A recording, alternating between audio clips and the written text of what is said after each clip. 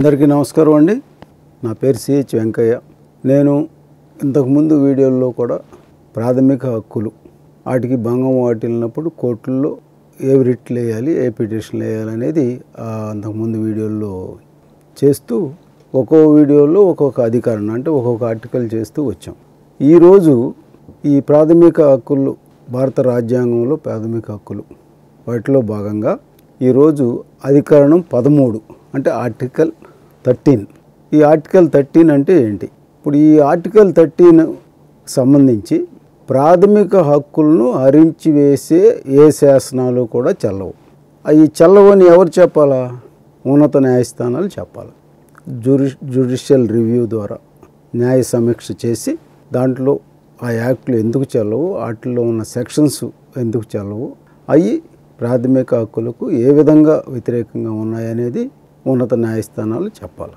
ఈ ఆర్టికల్ 13 వచ్చేటప్పటికి మనందరికీ తెలుసు, మనకి ప్రాథమిక హక్కులు మన ఫౌండింగ్ ఫాదర్స్ ఈ ప్రజాస్వామ్య సిద్ధాంతాలని, మానవతా విలువల్ని, మరి ఈ స్వాతంత్ర పోరాటంలో వాళ్ళకున్న అనుభవాల్ని దృష్టిలో పెట్టుకుని అనేక దేశాల రాజ్యాంగాలను పరిశీలించి భౌగోళికంగా మన భారతదేశంలో ఈ ప్రాథమిక హక్కులు మన భారతీయులకి ఏ విధంగా ప్రాథమిక హక్కుల్ని వర్తింపజేయాలనే చర్చలు జరిపి ఈ ప్రాథమిక హక్కుల్ని రాజ్యాంగంలో పార్ట్ 3లో పొందుపరచడం జరిగింది. ఈ ఎప్పుడైతే ఈ హక్కులు, స్వేచ్ఛ, రైట్స్ అండ్ ఫ్రీడమ్ ఎప్పుడైతే ఇచ్చారో ఆ రైట్స్ అండ్ ఫ్రీడమ్ని ఒక గవర్నమెంట్ ఆర్ ఇట్స్ లేకపోతే స్టేట్ వాటిని ఉల్లంఘించకుండా ఏకపక్షంగా ఆర్బిట్రరీనెస్తో వాటిని ఉల్లంఘించకుండా చేయటమే ఈ ఆర్టికల్ 13 యొక్క ముఖ్య ఉద్దేశం. To protect the rights and freedom from state arbitrariness. ఇప్పుడు ఈ ఆర్టికల్ 13లో 4 భాగాలు ఉంటాయి. ఫోర్ క్లాజెస్ ఉంటాయి దీంట్లో. ఆర్టికల్ 13లో 4 క్లాజెస్ ఉంటాయి. ఈ క్లాజెస్లో మొట్టమొదటి క్లాజ్ ఏమిటంటే, రాజ్యాంగం అమల్లోకి వచ్చే సమయానికి ఏ శాసనాలు అయితే ఉన్నాయో ఆ శాసనాలలో ప్రాథమిక హక్కులకు భంగకరమైన నిబంధనలు ఉంటే కనుక ఆ మేరకు ఆ శాసనాలు చెల్లవు. ప్రాథమిక హక్కులు ఎప్పుడు అమల్లోకి వచ్చినాయి? రాజ్యాంగం ఎప్పుడు అమల్లోకి వచ్చింది? 26/1/1950 అంటే 26th January 1950 రాజ్యాంగం అమల్లోకి వచ్చింది. అది అందరికీ తెలిసిన విషయమే.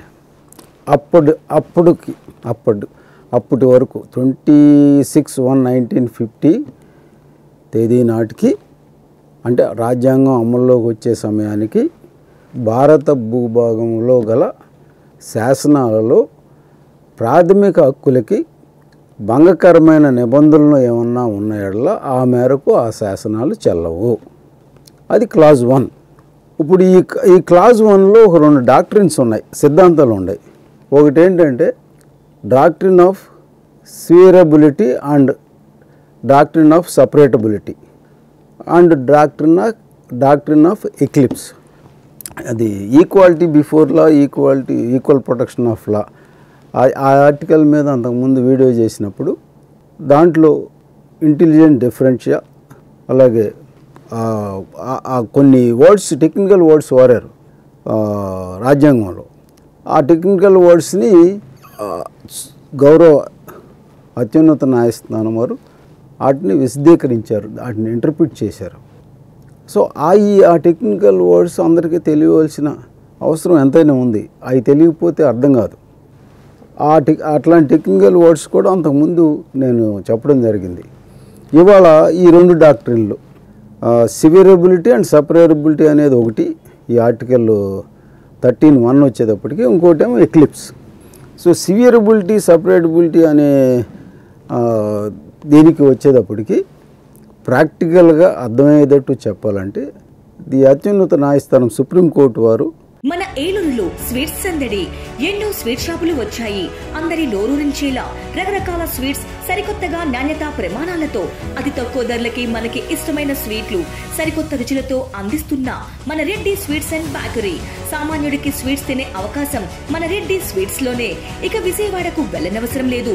సారికి కావలసిన అరిసెలు, కజ్జికాయలు, గోరిమేటీలు, సున్నుండలు, బొబ్బట్లు, పూతరేకులు, చిలకలు, చలివిడి అతి తక్కువ రేట్లు మన రెడ్డి స్వీట్స్ లోనే లభించును.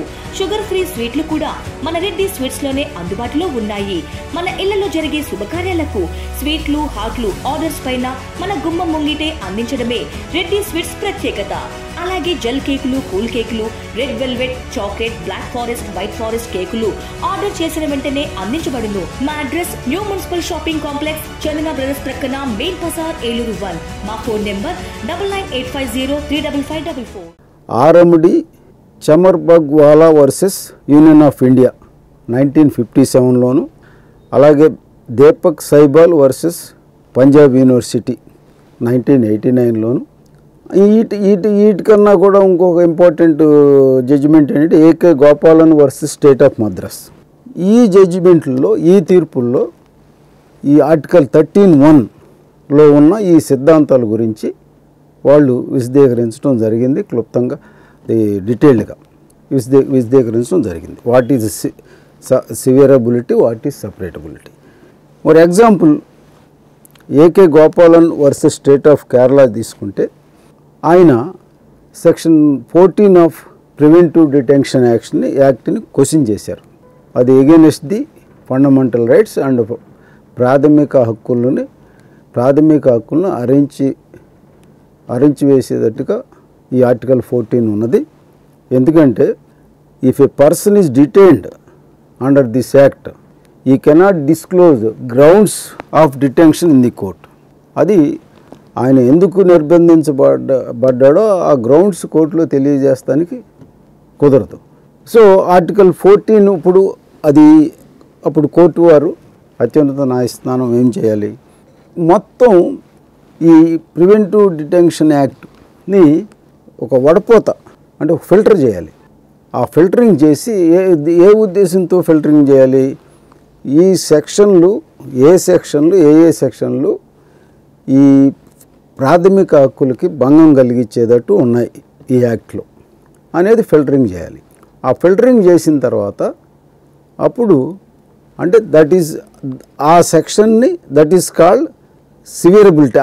ఆ సెక్షన్ని విడదీయాలి, సపరేట్ చేయాలి. ఆ సెక్షన్ని సపరేట్ చేయాలి. సపరేట్ చేసి ఈ సెక్షన్ ప్రాథమిక హక్కులకి భంగం కలిగించేటట్టు ఉంది కాబట్టి ఈ సెక్షన్ ఇనాపరేటివ్, అది against the constitution, provisions of the constitution అని వారు నిర్ధారించారు.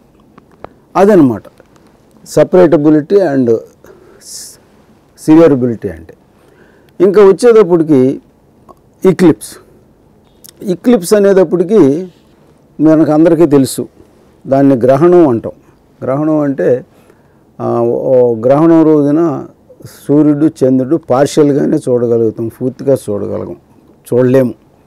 దీంట్లో ఒక విషయం అర్థం చేసుకోవాల్సింది ఏంటంటే వాళ్ళు ఉంటారు అక్కడే, వాళ్ళు ఎగ్జిస్టెన్స్లో లేకుండా ఉంటారు, కానీ మనం చూస్తాం మటుకు గ్రహణం రోజున పార్షియల్గానే చూడగలం. అలాగే గ్రహణం అంటే ఏంటంటే దాయటం, కవర్ చేస్తాం. ఇక్లిప్స్ అంటే దాయటం, హైడ్ చేస్తాం, కవర్ చేస్తాం. ఇది ఎప్పుడంటే దీనికి సంబంధించి కొన్ని పాత రోజుల్లో 1937లో కొన్ని శాసనాలు ఉండేవి. ఏమని, ఈ పర్టికులర్ వర్గం వాళ్ళు స్కూళ్ళల్లో ప్రవేశానికి వీళ్ళకి అర్హత లేదు. అర్హత కూడా కాదు, అక్కడ ఈ వర్గం వీళ్ళు పలానా కాస్ట్ గురించి, వాళ్ళ కాస్ట్ కాబట్టి పలానా కులం కాబట్టి వీళ్ళు స్కూల్లోకి రానివద్దు, వీళ్ళకి ప్రవేశ అర్హత లేదు. అలాగే అదంటే ఎందుకు, మనకు ఈ మధ్యకాలంలో చూస్తే ఈ Indian young lawyers versus state of కేరళలో శబరిమల టెంపుల్కి ladies between the age of 10 to 50 అనుకుంటా, ఆ ఏజ్ మధ్యలో లేడీస్ని ప్రవేశం లేదని కూడా రానివ్వలేదు. సో అట్లాంటి పరిస్థితుల్లో ఏంటంటే ఇది doctrine of eclipse to shadow something, ఇంక దీంట్లో ఒక ఇంపార్టెంట్ కేసు ఏంటంటే ఇప్పుడు నేను చెప్పినవే కాకుండా Bikaji versus state of MP bearer Motors vehicles act 1947 అది ఛాలెంజ్ చేయబడింది దీంట్లో. ఎందుకంటే ఆ మోటార్ వెహికల్స్ ఆపరేషన్ అంతా కూడా స్టేట్ తన కంట్రోల్లోనే ఉంచుకుంటుంది. ఆ ఉంచుకోవడం వల్ల ఆర్టికల్ 19 ఇన్వోక్ చేసుకుని ఆ సెక్షన్లు అట్లా ఆ స్టేటు మోనోపోలీని రెస్ట్రిక్ట్ చేస్తూ ఆ సెక్షన్లు ఏంటంటే అవి ఎగ్జిస్టెన్స్లో ఉంటాయి కానీ వాటిని ఇనాపరేటివ్ చేశారు వాటిని. కానీ తర్వాత ఏంటంటే అది ఇనాపరేటివ్ చేస్తామంటే వాటిని షాడో చేశారు, వాటిని కవర్ చేశారు. అంటే దట్ ఈస్ కాల్డ్ ఎక్లిప్స్. తర్వాత అమెండ్ అయిన తర్వాత ఆర్టికల్ 19లో ఇంకో క్లాజ్ యాడ్ చేసి ఆ బిజినెస్ మోనోపోలీలు స్టేట్ కూడా చేయొచ్చని సవరణ చేశారు. ఆర్టికల్ 19 సవరణ చేసిన తర్వాత అవి మళ్ళీ ఆపరేషన్లోకి వచ్చినాయి. సో దేర్ఫోర్ అవి ఏంటంటే అట్లాంటి ప్రొవిజన్స్ ఆ యాక్ట్లో రిమూవ్ చేయరు, ఉంటాయి కానీ దే విల్ బి ఎక్లిప్స్డ్. వాటిని ఏంటంటే అట్లా దాస్తారు, కవర్ చేస్తారు, shadow, they will be shadowed.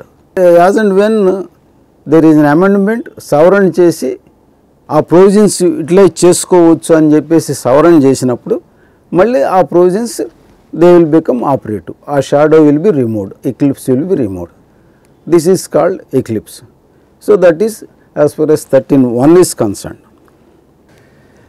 ఈ ఎక్లిప్స్కి సంబంధించి KK Panacha versus state of Kerala 2010 ఆ జడ్జిమెంట్లో కూడా దీనికి సంబంధించి డాక్ట్రిన్ ఆఫ్ ఎక్లిప్స్ గురించి దాంట్లో కూడా డిస్కస్ చేయడం జరిగింది. ఎప్పుడైతే article 19(6) was amended and clause 6 was added to article 19, government was authorised to monopolise certain business. అప్పుడు మళ్ళీ ఆపరేషన్లోకి వస్తాయి నేను చెప్పినట్టు.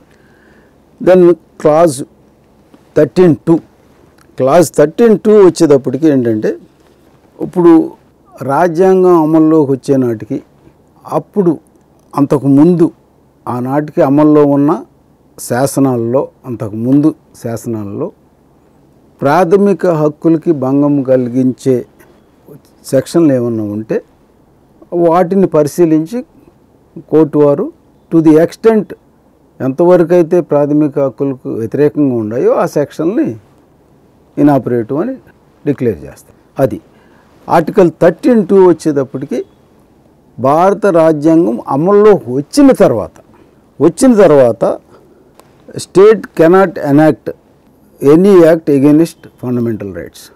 అంటే ఏ శాసనము కూడా స్టేటు చేయటానికి వీల్లేదు. ప్రాథమిక హక్కులు రాజ్యాంగం అమల్లోకి వచ్చిన తర్వాత దీని గురించి చెప్పాలంటే ప్రాక్టికల్గా state of Gujarat versus Ambika mills అనే కేసు ఉంది. ఆ కేసులో కొంచెం లేబర్కి సంబంధించిన వాళ్ళ బాగోగులకి వాళ్ళ వెల్ఫేర్కి సంబంధించిన ఫండ్ గురించి ఛాలెంజ్ చేయబడింది. ఇక్కడ దీంట్లో ఏమన్నారంటే దీంట్లో ప్రతివాదులు వచ్చి కంపెనీ. సో ప్రతివాదులు కంపెనీకి ప్రాథమిక హక్కులు ఉండవు. They were not granted fundamental rights. కాబట్టి సుప్రీంకోర్టు వారు ఏమన్నారంటే కంపెనీకి ప్రాథమిక హక్కులు ఇవ్వలేదు కాబట్టి, గ్రాంట్ చేయలేదు కాబట్టి ఈ సెక్షన్స్ అమల్లోనే ఉంటాయి to non citizens and companies and they will be operative అని ఇక్కడ ఈ మతలబు ఉంది దీంట్లో ఆర్టికల్ 13(2) అనే కేసులో ఈ విధంగా వివరించారు సుప్రీంకోర్టు వారు. ఇకపోతే ఆర్టికల్ 13 అధికరణం 13(3) దీంట్లో మీనింగ్ ఆఫ్ లాస్ అంటే ఏంటో చెప్పారు. అంటే శాసనం అంటే ఏంటి?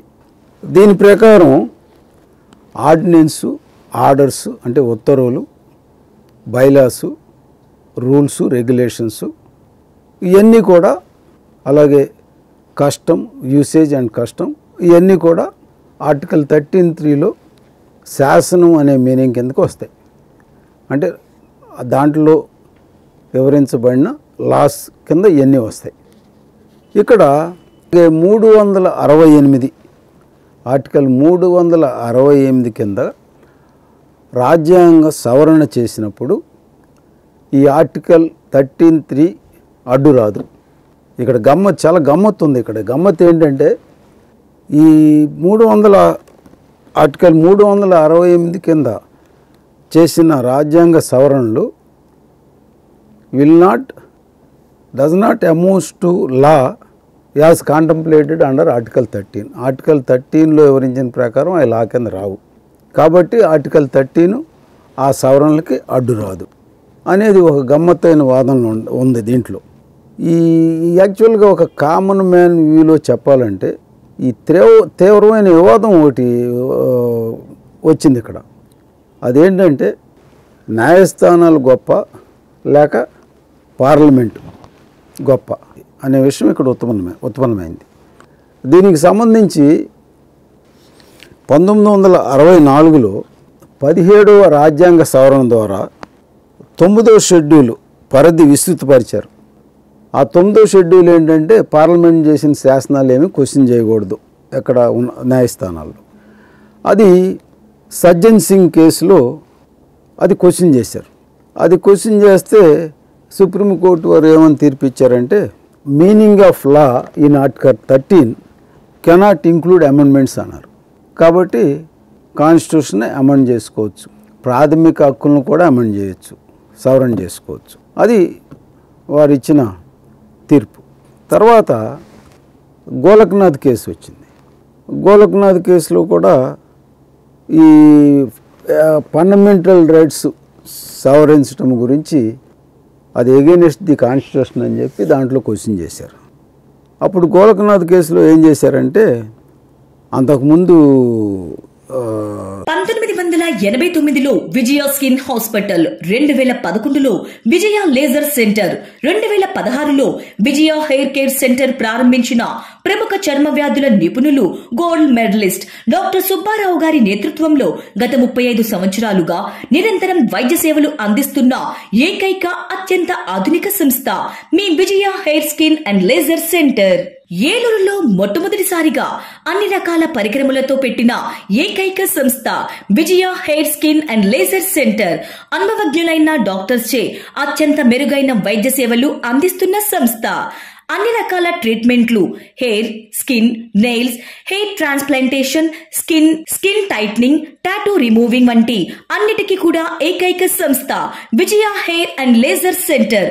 మా అడ్రస్ శంకరమఠం వీధి, ఆర్ఆర్పేట, ఏలూరు 2. సజ్జన్ సింగ్ కేసు అంతకుముందు కేసుల్లో ఇచ్చిన తీర్పు కరెక్ట్ కాదు. Parliament cannot amend the fundamental rights అని దాంట్లో తీర్పిస్తూ, హౌఎవర్ అంతకుముందు తీర్పుల్లో అమెండ్ చేయొచ్చు అని ఇచ్చిన తీర్పులు అవి అట్లాగే ఉంటాయి. వాటిని ఈ జడ్జిమెంట్ ఈ తీర్పు ఏమి డిస్టర్బ్ చేయదు. కాకపోతే ఈ తీర్పు ద్వారా ఏంటంటే ఫండమెంటల్ రైట్స్ని సవరణ చేయకూడదు పార్లమెంటు తన ఇష్టానుసారంగా అని చెప్పేసి గోలక్నాథ్ కేసులో ఈ తీర్పు ఇచ్చారు. అప్పుడున్న గవర్నమెంట్ వారికి అలాగే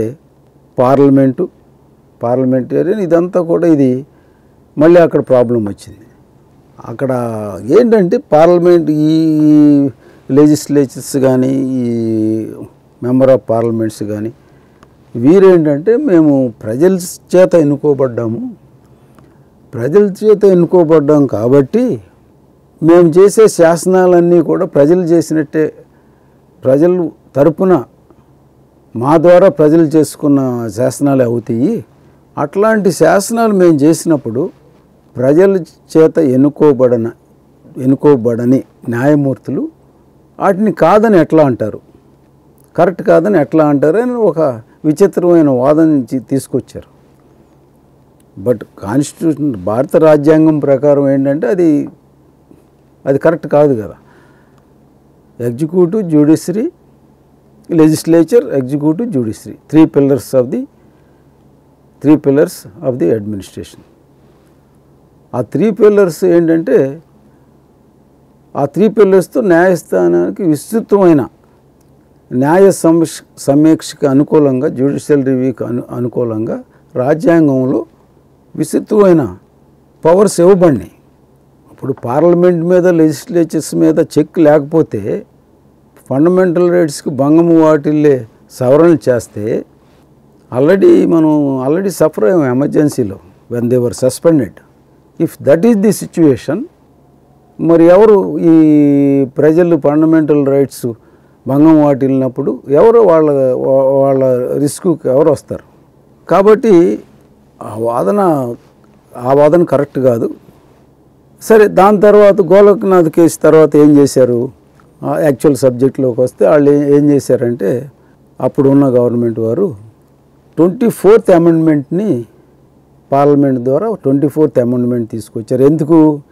ఈ గోలక్నాథ్ కేసు నుండి తప్పించుకుంటాకి, దానికి నివారణగా, to overcome the judgement of Golaknath case. ఆ 24 అమెండ్మెంట్లు ఏం చేశారంటే, ఆర్టికల్ 13 ముందుక మీకు 3లో మీనింగ్ ఆఫ్ లాస్ చెప్పాను. ఇప్పుడు ఆర్టికల్ 13 క్లాజ్ 4 యాడ్ చేశారు. ఆర్టికల్ 13 క్లాజ్ 4 యాడ్ చేశారు. ఈ ఆర్టికల్ 13 క్లాజ్ 4 యాడ్ చేసి ఆర్టికల్ 368 కింద ఏ సవరణలు చేసినప్పటికీ కూడా ఆర్టికల్ 13 ఈజ్ నాట్ అప్లికేబుల్. దాని కింద న్యాయ సమీక్ష చేస్తానికి లేదు, క్వశ్చన్ చేస్తానికి లేదని ఆర్టికల్ 13(4) క్లాజ్ 4 యాడ్ చేశారు. అమెండ్మెంట్ ద్వారా ఆ క్లాజ్ని తీసుకొచ్చారు. ఆ తర్వాత ఈ విషయం కేశవానంద భారతి కేసులో పునరావృతం అయింది. అప్పుడు కేశవానంద భారతి కేసులో ఏమన్నారంటే, పార్లమెంటు రాజ్యాంగ సవరణతో పాటు ప్రాథమిక హక్కులు కూడా సవరణ చేయొచ్చు, కానీ బేసిక్ స్ట్రక్చర్ ఆఫ్ ది కాన్స్టిట్యూషన్ను డిస్టర్బ్ చేయకూడదని తీర్పిచ్చారు. సో ఇప్పుడు ఏమైంది? ఏది basic structure of the constitution అనేది ఆ పర్టికులర్ కేసు, ఏదైతే కేసు కోర్టు ముందుకు వస్తుందో దాన్ని బట్టి అది బేసిక్ స్ట్రక్చర్, ఆ అమెండ్మెంట్ బేసిక్ స్ట్రక్చర్కి ఎగెనిస్ట్గా, basic structure of the constitution మూలాలకి ఎగెనిస్ట్గా ఉందా లేదా అనేది ఆ పర్టికులర్ కేసు వచ్చినప్పుడు నిర్ధారణ చేసి ఆ కాన్స్టిట్యూషన్ ప్రొవిజన్స్తో కంపేర్ చేసి అది బేసిక్ స్ట్రక్చర్ డిస్టర్బ్ చేసే విధంగా ఉంటే ఆ అమెండ్మెంట్ చెల్లదు అని చెప్పేసి సుప్రీంకోర్టు వారు తీర్పిస్తారు అనేది ఇది ఈ కేశవానంద భారతి కేసులో చెప్పండి. సో కాబట్టి కేశవానంద భారతి కేసు తర్వాత జరిగిన పరిణామాలు అయ్యి ఏంటంటే మనం ఇంకొక వీడియోలో చెప్పుకున్నాం. వాళ్ళు ఏంటంటే ఆర్టికల్ 13 క్లాజ్ 1 క్లాజ్ 2 అనే అధికరణం 13 క్లాజ్ 1 క్లాజ్ 2 క్లాజ్ 3 క్లాజ్ 4 ఇవి ప్రాథమిక హక్కులకు విఘాతం కలిగించే ఏ యొక్క శాసనం కూడా చెల్లదు. అది రాజ్యాంగం అమల్లోకి రాకముందు శాసనాలైనా వచ్చిన తర్వాత అమల్లోకి వచ్చిన శాసనాలైనా చల్లవు అనేది మొదట క్లాజ్ 1 క్లాజ్ 2. క్లాజ్ 3 వచ్చినప్పుడు లాస్ అంటే శాసనం అనేవాడు ఆర్టికల్ 13(3)లో ఉపయోగించిన దానికి లాస్ అంటే మీనింగ్ ఏంటి, ఏ కవర్ అవుతాయి దాంట్లో. ఆర్టికల్ 13 క్లాజ్ 4 వచ్చేటప్పటికి ఆర్టికల్ 368 కింద ఆఫ్ కాన్స్టిట్యూషన్ ఆఫ్ ఇండియా కింద పార్లమెంటు రాజ్యాంగాన్ని సవరణ చేయొచ్చు, ప్రాథమిక హక్కులను కూడా అమెండ్ చేయొచ్చా లేదా అనేది దాని నుంచి ఉత్పన్నమైంది Sajjan Singh case, Golaknath case, 24th amendment, Keshavananda Bharati case. లిమిటెడ్గా ఇంతవరకు మనం ఈ ఆర్టికల్కి సంబంధించి ఇంతవరకు మనం దీన్ని చెప్పడం జరిగింది. ఈ బేసిక్ స్ట్రక్చర్ అంటే మౌలిక స్వభావం, ఈ రాజ్యాంగం యొక్క మౌలిక స్వభావాన్ని మార్చే అధికారం పార్లమెంటుకి లేదు ఈ సవరణల ద్వారా అనేది ఒకటి. సో ఇప్పుడు కేశవానంద భారతి ద్వారా మనకి ఏమని కోర్టులో అన్నాయంటే, ఒక పార్లమెంటు సుప్రీం కాదు, ఒక న్యాయ వ్యవస్థ సుప్రీం కాదు, కాన్స్టిట్యూషన్నే సుప్రీం, కాన్స్టిట్యూషనే గొప్ప అనేది మనకు ఆ మెసేజ్ కన్వే అయింది ఈ కేసుల ద్వారా. కాబట్టి ఇప్పుడున్న పరిస్థితిని ఇలా సమీక్షించుకోవచ్చు మనం. సూత్రప్రాయంగా పార్లమెంటు ప్రాథమిక హక్కులను కూడా సవరణ చేయొచ్చు, అయితే ఆ సవరణని సుప్రీంకోర్టులు, హైకోర్టులు సమీక్షించవచ్చు. వెదర్ ఆ సవరణలు బేసిక్ స్ట్రక్చర్ ఆఫ్ ది కాన్స్టిట్యూషన్ని స్పాయిల్ చేస్తున్నాయా అనే విషయం మీద సమీక్షించవచ్చు. అది ఇవాళ సబ్జెక్ట్. ఇకపోతే లాస్ట్లో నేను ఇంకొక విషయం చెప్పదలుచుకున్నాను. చాలా దురదృష్టకరమైన విషయం ఏంటంటే, ఈ ప్రాథమిక హక్కుల గురించి నేను వీడియో చేసిన, ఇంకా చాలామంది మిత్రులు, న్యాయ నిపుణులు వీడియోలు చేసిన, ఇవన్నీ ఏంటంటే ప్రజలకి తెలియజేస్తంలో ఉన్న అవసరం. ఎందుకంటే అది ప్రాథమిక హక్కులు మనకు మనం కాపాడుకోవాలి. అలాగే ఇతరులు మన చుట్టుపక్కల ఉన్న వాళ్ళ, మన స్నేహితులు, మన కొలీగ్స్ కూడా కాపాడుకోవాల్సిన అవసరం ఉంది. అందుకు ఇవన్నీ చేస్తాం, ఎఫర్ట్స్ అన్నీ చేస్తాం. మీకు తెలియటమే కాకుండా, మనకు మనం కాపాడుకోవటమే కాకుండా, మన చుట్టూ ఉన్నవారిని కూడా వాళ్ళ హక్కులకు భంగం వాటిల్లినప్పుడు మనం కూడా వాళ్ళని ప్రొటెక్ట్ చేయవలసిన అవసరం ఉంది. చేస్తున్నారు, అందరూ చేస్తున్నారు. కానీ చేసే విధానమే చాలా బాధాకరంగా ఉంది. చేసే విధానం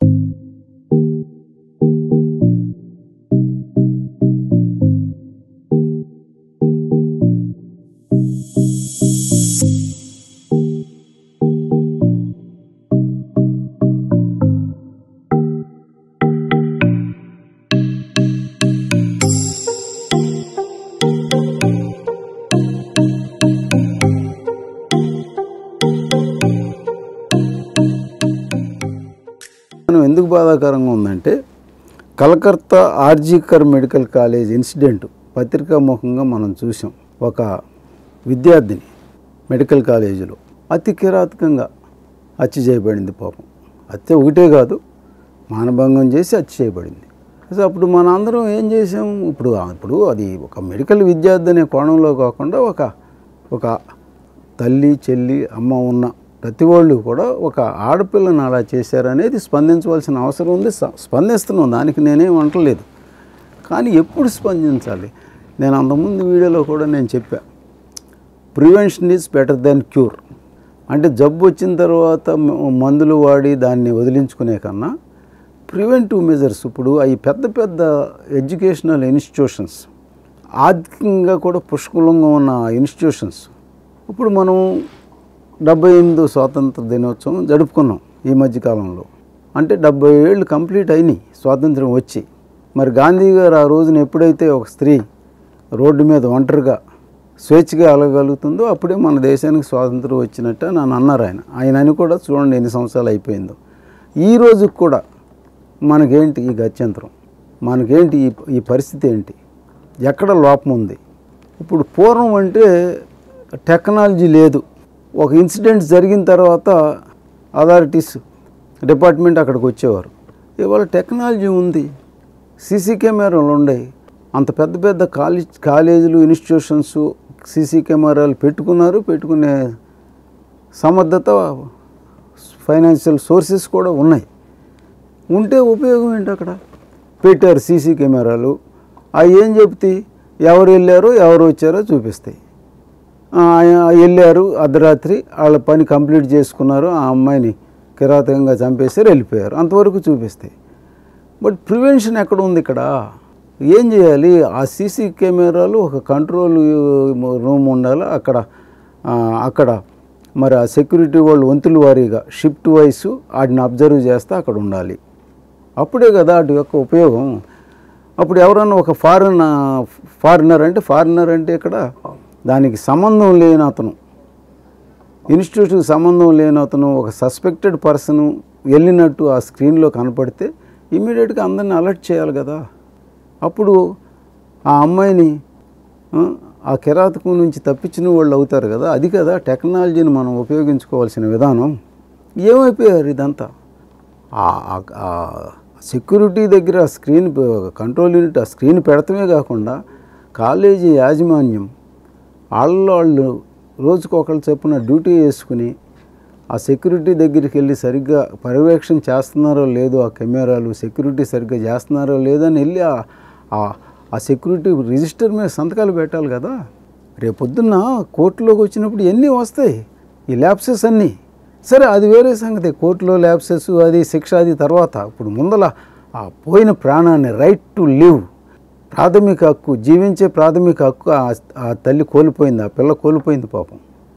దానికి ఎవరు కారణం? బాధ్యులు ఎవరు? మన అశ్రద్ధ. మన అంటే ఇక్కడ ఇన్స్టిట్యూషన్ మేనేజ్మెంట్ అశ్రద్ధ కళ్ళకు కట్టినట్టు కనపడుతుంది. టెక్నాలజీని ఉపయోగించు. ఇప్పుడు ఏమైంది, చివరి పోలీసు వెళ్ళి సీసీ కెమెరాల ద్వారానే పట్టుకున్నారు. ఇది అంతకు ముందుకు మళ్ళీ సంఘటన జరిగినాక డిపార్ట్మెంట్ వెళ్ళినట్టు అయింది. What is the use of CC cameras and what is use of this technology? So ఇది అందరికీ మళ్ళీ నేను ఖండించవలసిన విషయమే. కానీ నేను అనేది ఏంటంటే అది ఇన్సిడెంట్ జరిగినాక ఈ ఖండించడం అనేది కరెక్ట్ కాదు. మనం ఈ 77 సంవత్సరాల నుంచి అదే చేస్తున్నాం. So prevention is better than cure. ఆ ఇన్సిడెంట్ ప్రివెంట్ చేసి ఆ విద్యార్థిని కనుక కాపాడగలిగితే దట్ ఈజ్ ఏ అల్టిమేట్. ఇంకంతకన్నా గొప్పతనం ఏముంటుంది? సో ఇదేదో ఈ పత్రికా ముఖంగా చూసి అలాగే పాపం మెడికల్ విద్యార్థులు పొజిషన్స్ చేస్తున్నారు, ధర్నాలు చేస్తున్నారు. వాళ్ళే కాదు, ఆడపిల్లలు ఉన్న ప్రతి ఓళ్ళు చేయవలసిందే. ఇది అందరికీ ఒక మెడికల్ విద్యార్థి దృష్టిలో చూడకూడదు. అక్కడ ఒక ఆడపిల్ల ఉన్న ప్రతి ఇంట్లో కూడా అందరూ కూడా నిరసన తెలియజేయవలసిన అవసరం ఉంది ఇక్కడ. అది ఒక పార్ట్. ఇక ముందైనా ఈ సెక్యూరిటీకి సంబంధించిన చాలా మార్పులు, చాలా రిఫార్మ్స్ తీసుకొచ్చి ఏ మోటివ్తో ఆ reforms prevention is better than cure అనే మోటివ్తో ఆ సెక్యూరిటీ రిఫార్మ్స్ తీసుకొచ్చి ఈ ఎడ్యుకేషనల్ ఇన్స్టిట్యూషన్స్లో పర్టికులర్గా, ఎందుకంటే ఈ ఎడ్యుకేషనల్ ఇన్స్టిట్యూషన్లో ఇవాళ కొన్ని వార్తలు మనం పత్రికాముఖంగా చూస్తుంటే even drugs are there in the educational హాస్టల్స్లో సరైన సూపర్విజన్ లేదని కూడా పేపర్లో రాస్తున్నారు. కొన్ని కేసులు పట్టుకున్నవి కూడా ఉన్నాయి. కాబట్టి ఆ సెక్యూరిటీ పరంగా పిల్లల్ని ఒక గార్డియన్స్ ఒక హాస్టల్లో ఎందుకు జాయిన్ చేస్తారు? తల్లిదండ్రులు శుభ్రంగా చదువుకుంటారని జాయిన్ చేస్తారు. సో కాబట్టి మేనేజ్మెంట్ వారు వాళ్ళని గార్డియన్గా చూసుకోవాల్సిన అవసరం ఉంది. వాళ్ళే సంరక్షకులు. అక్కడ వాళ్ళని గాలి వదిలేసి ఎవరు ఇదిలో వాళ్ళు ఉంటే అక్కడ మరి అసాంఘిక చర్యలు జరుగుతున్నాయి. ఎవరు పట్టించుకోకపోతే ఏంటి పరిస్థితి? ఆ పిల్లోడు కానీ ఆ పిల్ల కానీ రేపు ఇట్లాగే చనిపోతే ఎవరు దానికి ఆన్సరబుల్? మనిషిని కోల్పోతాం కదా, ప్రాథమిక హక్కులు భంగం కలుగుతాయి కదా. చట్టంలో అనేకమైన చట్టాలు ఉన్నాయి, ప్రాథమిక హక్కులను కాపాడతాయి, అనేక డిపార్ట్మెంట్లు ఉన్నాయి. బట్ స్టిల్ ఈ ఘోరాలు ఏంటో అర్థం కాని పరిస్థితి. కాబట్టి తప్పకుండా పాలకులు ఈ విషయాన్ని ఆలోచించి సంఘటన జరగకముందే అది ప్రివెంట్ చేసే విధంగా ఈ సెక్యూరిటీ విధానంలో మార్పులు తేవాలని కోరుకుంటూ అందరికీ నమస్కారం. Thank you very much. గత 20 సంవత్సరాలుగా దంత సమస్యలతో పాటు దవడ మరియు ముఖ సంబంధ సమస్యలకు చక్కని చికిత్సలు అందిస్తున్న శ్రీ రామకృష్ణ దంత వైద్యశాల, నరసింహారావుపేట, ఏలూరు. ఎమర్జెన్సీస్ లో వాడే ఆక్సిజన్ కాన్సంట్రేటర్లతో పాటు air purify, UV light steriliser, ULV fogger వంటి పరికరాల ద్వారా పరిశుభ్రమైన వాతావరణంలో చికిత్స అందించబడుచున్నది. ఆర్వీజీ ద్వారా అతి తక్కువ రేడియేషన్ ఉపయోగించి దంత వ్యాధి నిర్ధారణ మరియు రూట్ కెనాల్ వైద్యం చేయబడుచున్నది. డెంటల్ లేజర్ ద్వారా కుట్లు లేకుండా సర్జరీలు, ఇంప్లాంట్స్ కిట్స్ ద్వారా పళ్ళు లేని వారికి ఫిక్స్డ్ దంతాలు, రూట్ కెనాల్ చికిత్సలకు ఎండో మోటార్ వంటి ఆధునిక పరికరాలు కలిగిన నమ్మకమైన డెంటల్ క్లినిక్. అత్యంత ప్రామాణికమైన ఆటోక్లావింగ్ పద్ధతిలో శుభ్రపరిచిన ఇన్స్ట్రుమెంట్స్ వాడడం మా ప్రత్యేకత. దంత సమస్యలకు చికిత్సతో పాటు విరిగిన దవడ మరియు ముఖ ఎముకలకు చికిత్స, ఎత్తు మరియు వంకర దవడలకు కాస్మెటిక్ సర్జరీ, యాక్సిలోఫేషియల్ వంటి చికిత్సలకు చిరునామా శ్రీ రామకృష్ణ దంత వైద్యశాల, వేములపల్లి రెసిడెన్సీ అపార్ట్మెంట్, నరసింహారావుపేట, ఏలూరు.